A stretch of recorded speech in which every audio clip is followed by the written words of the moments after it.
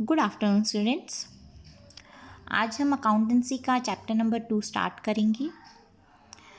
ये एनपीओ वाली बुक में से है। चैप्टर नंबर 1 है उसका non profit organisation and chapter number 2 है फंडामेंटल्स ऑफ पार्टनरशिप। हम पार्टनरशिप से स्टार्ट करेंगे क्योंकि पार्टनरशिप के ज़्यादा क्वेश्चंस आते हैं हमारे पेपर में और ज़्यादा स्कोरिंग भी है ये वाला टॉपिक, तो हम पार्टनरशिप से ही स्टार्ट कर रहे हैं। तो पार्टनरशिप के बारे में पहले हम थोड़ा सा जानेंगे, उसके बाद इसकी बेसिक टर्म्स, फीचर्स और आज पार्टनरशिप डेट, बस इतना ही करेंगे। ठीक है। Firstly we will come to know what is a partnership. Partnership होती क्या है। जैसा कि आपको ध्यान होगा, जब आपकी 11th क्लास में आपने पढ़ा था सोल प्रोप्राइटरशिप के बारे में, ध्यान है जी। सोल प्रोप्राइटरशिप में आपने अकाउंट्स बनाने सीखे थे कि कैसे क्या काम होता है, किस तरह से अकाउंट्स बनाए जाते हैं, उसमें एक ही व्यक्ति किस तरीके से सब मैनेज करता है, सब चीज़ें आपने वहाँ पे पढ़ी थी। अब हम उसका थोड़ा सा वाइड कॉन्सेप्ट पढ़ेंगे। वाइड किस लिए? क्योंकि सोल प्रोप्राइटरशिप में सिर्फ एक ही व्यक्ति होता है जो पूरे बिजनेस को मैनेज करता है, लेकिन पार्टनरशिप में एक से ज़्यादा व्यक्ति होते हैं। मतलब वो 2 भी हो सकते हैं, 3 भी, 4 भी, 5 भी, कितने भी व्यक्ति हो सकते हैं। हर बिजनेस में अपना एक अलग लिमिट होता है कि कितने व्यक्ति काम करेंगे या कितने व्यक्ति एज अ पार्टनर उसमें ज्वाइन करेंगे। ठीक है। तो पार्टनरशिप फर्म क्या होती है? पार्टनरशिप फर्म जब 2 या 2 से ज़्यादा व्यक्ति एक साथ किसी बिजनेस को कैरी करते हैं, किसी बिजनेस को चलाते हैं, और उनका मेन मकसद क्या होता है? मेन मकसद होता है प्रॉफिट कमाना, और प्रॉफिट कमाने के साथ साथ उस प्रॉफिट या लॉस जो भी उनको मिला है उसको शेयर करना, एक दूसरे के साथ साझा करना, बांटना। ठीक है। सो our partnership firm, there is the meaning of partnership firm. A partnership firm, yes, you can see, a partnership firm comes into existence when 2 or more than 2 persons come together to carry on a business and share its profits. Okay, जब 2 या 2 से ज़्यादा व्यक्ति एक दूसरे के साथ काम करने के लिए, किसी बिजनेस को आगे बढ़ाने के लिए, चलाने के लिए काम करते हैं, तो उसको कहते हैं पार्टनरशिप फर्म। उनका मेन मकसद क्या होता है? प्रॉफिट कमाना। कई बिजनेस ऐसे भी होते हैं जिनका मेन मकसद प्रॉफिट कमाना नहीं होता, उनमें भी 2 या 2 से ज़्यादा व्यक्ति काम कर सकते हैं, लेकिन उनका मेन मकसद बिजनेस का प्रॉफिट कमाना नहीं होता। कौन से होते हैं? जैसे आप लोगों को पता है एनजीओज़ होती हैं, है ना। एनजीओज़ का मेन मकसद प्रॉफिट कमाना थोड़ी होता है, लेकिन उसमें 2 या 2 से ज़्यादा व्यक्ति कोई बिजनेस कैरी कर रहे होते हैं, है ना। तो ऐसे बिजनेसेस को हम पार्टनरशिप फर्म नहीं करेंगे, ऐसे बिजनेसेस को हम पार्टनरशिप फर्म नहीं कहेंगे, क्योंकि उसका मेन मकसद प्रॉफिट कमाना नहीं है, ना ही उसके प्रॉफिट और लॉस को शेयर करना है। उसका मेन मकसद है सोशल सर्विस करना। ठीक है। तो पार्टनरशिप फर्म में मेन मकसद बिजनेस का प्रॉफिट कमाना ही होता है, और इसमें जो मेन पॉइंट है कि 2 या 2 से ज़्यादा व्यक्ति काम करते हैं। ठीक है। किसी बिजनेस को आगे बढ़ाते हैं या चलाते हैं। यस। अब हम इसकी डेफिनेशन देखेंगे। डेफिनेशंस देखिए इसकी। Section 4 of the Indian partnership act, this definition is in accordance to the section 4 of the Indian partnership act 1932. What it is given?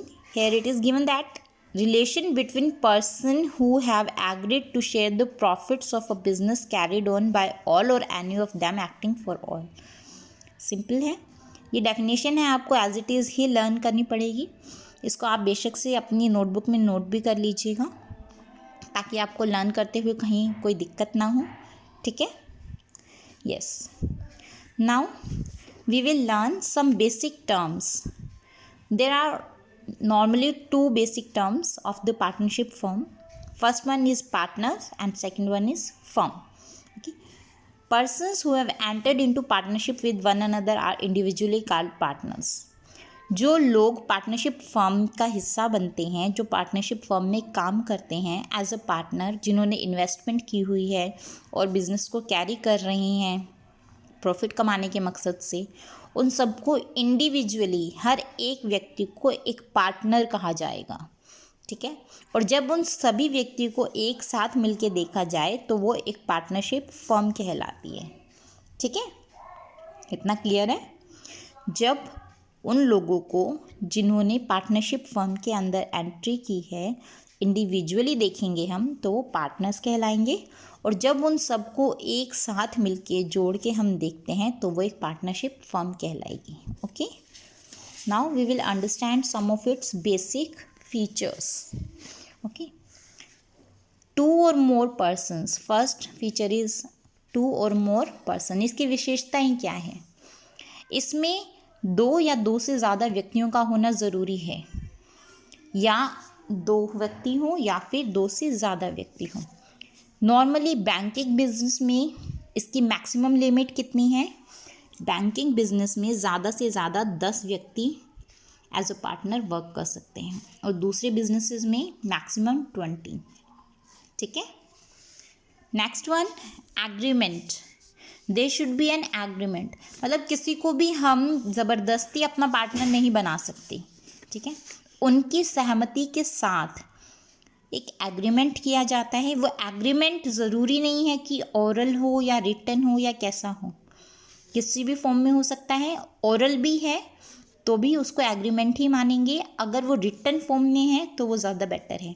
हम ज़्यादातर रिटन फॉर्म में क्यों प्रिफर करते हैं किसी भी एग्रीमेंट को?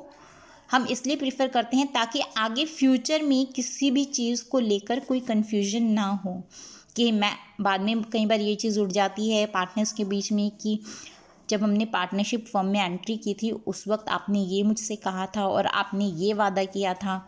हो सकता है बाद में वो व्यक्ति डिनाई कर जाए उस चीज़ को लेके, तो ये सब कन्फ्यूजन ना हो, तो इसके लिए ज़्यादातर प्रेफर करते हैं कि रिटन एग्रीमेंट इज़ प्रीफर्ड मोर। ठीक है, रिटन में होगा तो वो व्यक्ति बाद में डिनाई नहीं कर सकेगा। यस, बिजनेस होना ज़रूरी है। बिजनेस ज़रूरी है कि किसी ना किसी चीज़ की वो सेलिंग और परचेसिंग करें, ताकि उनका जो मेन मकसद है, मेन मकसद क्या है? प्रॉफिट कमाना, वो प्राप्त कर सके। ठीक है, बिजनेस का होना बहुत ज़्यादा ज़रूरी है, तभी वो पार्टनर्स कहलाएंगे। जैसे अगर हम मान के चलते हैं इसमें नॉर्मली कि अगर हमने कोई प्रॉपर्टी खरीदी है, तो प्रॉपर्टी खरीदी है, हमारा मेन काम खरीदना या बेचना नहीं, हमने प्रॉपर्टी खरीदी है हमारे फ्यूचर के लिए, और हमने जो प्रॉपर्टी खरीदी है उसमें जो इन्वेस्टमेंट है हमारे साथ साथ हमारे भाई या बहन ने भी उसमें इन्वेस्टमेंट की है, तो वो प्रॉपर्टी में हमारे पार्टनर्स हो गए, लेकिन वो पार्टनरशिप फर्म नहीं कहलाएगी। ओके, इसका मेन मकसद है बिजनेस होना ज़रूरी है, उसमें सेलिंग और परचेजिंग दोनों होनी चाहिए, और सिर्फ ऐसे नहीं है एक बार सेल और परचेज कर दिया, नहीं, रेगुलर बेसिस पे होनी चाहिए। रेगुलर बेसिस पे हो सेल और purchase for the purpose of making profits. Okay, losses भी होते हैं तो भी कोई फ़र्क नहीं पड़ता, क्योंकि हमारा जो मेन मकसद है वो तो प्रॉफिट कमाना ही है ना। Next one is mutual agency. एक दूसरे के साथ म्यूचुअल एजेंसी होना ज़रूरी है। जितने भी पार्टनर्स हैं उसमें वो सब एक दूसरे के एक्ट के लिए ज़िम्मेवार होते हैं, लेकिन वो एक्ट किससे रिलेटेड होना चाहिए? It should be related to the business of the firm. ठीक है, अगर मान लीजिए किसी पर्सन ने, किसी पार्टनर ने फर्म के कोई माल ख़रीदा है और वो माल ख़राब निकल जाता है, तो दूसरे पार्टनर्स ये नहीं कह सकते कि आपने जो माल ख़रीदा है वो हमसे बिना पूछे ख़रीदा है, नहीं, क्योंकि वो पार्टनर है, उसको हक है, वो उसके लिए जो भी उसका लॉस होगा उसके लिए दूसरे पार्टनर्स भी उतने ही जिम्मेदार होंगे, तो दूसरे पार्टनर्स को भी उन सब चीज़ों का ध्यान रखना ज़रूरी होता है। Next one, sharing of profit. Profit share करना उनका मेन मकसद होता है। ठीक है, अब वो मैंने आपको अभी स्टार्टिंग में ये बताया था कि अगर किसी भी एनजीओ को हम लेके चलते हैं तो एनजीओ का मेन मकसद प्रॉफिट कमाना नहीं होता, तो हम उसको पार्टनरशिप फर्म नहीं कहेंगे। लेकिन कोई बिजनेस ऐसा है जिसका मेन मकसद प्रॉफिट कमाना है, तो वही बिजनेस हमारा क्या कहलाया जाएगा? पार्टनरशिप फर्म कहलाया जाएगा। ठीक है, इसका मेन मकसद शेयरिंग ऑफ प्रॉफिट होना चाहिए, प्रॉफिट्स को एक दूसरे के साथ बांटना। Liability of partnership, it is unlimited. In simple words, her partner की लायबिलिटी अनलिमिटेड होती है। अगर फ्यूचर में डिसोल्यूशन के टाइम या किसी भी टाइम पार्टनरशिप फर्म के अंदर कोई भी नुकसान होता है, तो उस नुकसान की भरपाई करने के लिए हो सकता है पार्टनर्स को अपनी खुद की असेट्स को भी बेचना पड़े।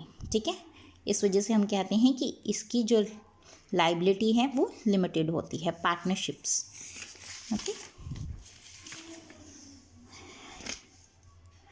yes, tomorrow we will do our partnership deed portion. Okay, I hope जो हमने आज किया है पार्टनरशिप के जो बेसिक फीचर्स हैं और जो इसका मीनिंग है वो आप लोगों को समझ में आया है। अगर कुछ भी ऐसी चीज़ है जो आपको कहीं पर कन्फ्यूजन है तो आप प्लीज़ मुझसे पूछिएगा। कल हम इसकी डीड और बाकी के जो इसके डीड से रिलेटेड कॉन्सेप्ट हैं उनको क्लियर करेंगे। तब तक के लिए आप लोग इसको थोड़ा रिवाइज़ कीजिए और हो सके तो इसके नोट्स भी मेंटेन करना, ठीक है। कल तक इस पूरे कॉन्सेप्ट को क्लियर कर लीजिएगा। मैं कल फिर मिलूँगी आपसे। Thank you and have a nice day.